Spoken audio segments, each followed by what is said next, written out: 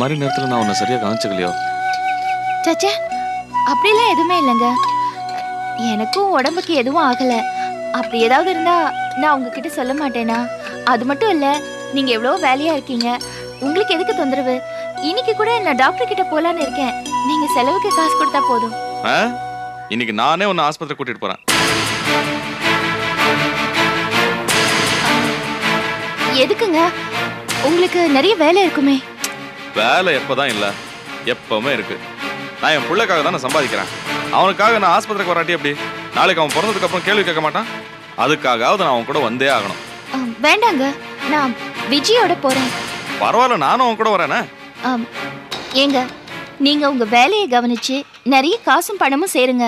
ஏன்னா இப்பெல்லாம் பிறக்கிற பிள்ளைங்க எங்க அப்பா எங்களுக்காக என்ன தேடி வச்சிருக்காங்கன்னு கேக்குறாங்க. கேப்பான். ஆமா, உங்க பிள்ளையாச்சே, காசுல குறியாதானே இருப்பான். நான் சொல்றத கேளுங்க. நான் போறது லேடி டாக்டர் கிட்ட. அங்க உங்களை உள்ள கூட விட மாட்டாங்க. எல்லா விவரத்தையும் என்கிட்ட தான் சொல்லுவாங்க. நீங்க அங்க வந்து என்ன பண்ண போறீங்க? நீங்க பேசாம உங்க வேலையை கவனிங்க. நான் விஜய கூட்டிட்டு போறேன். சரி, நீ இதை வச்சுக்க. நான் லாரி ஆபீஸ் வரைக்கும் போயிட்டு வந்துடுறேன்.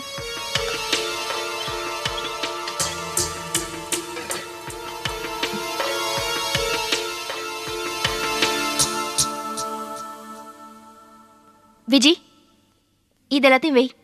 கிளம்பு, வா, டாக்டர் கிட்ட போயிட்டு வரலாம். வா.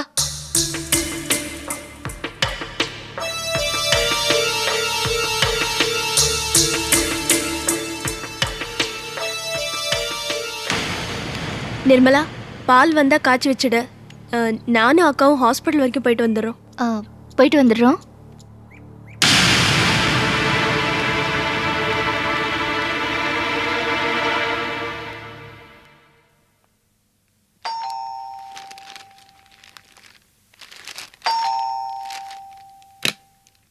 அட வாப்பா பழனி, எப்படி இருக்க?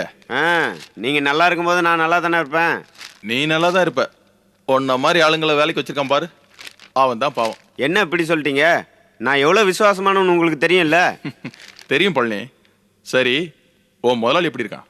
எப்பவும் போல தான். அப்புறம் செலவுக்கு பணம் தான் கொடுங்களேன். அதுதானே பார்த்தேன்.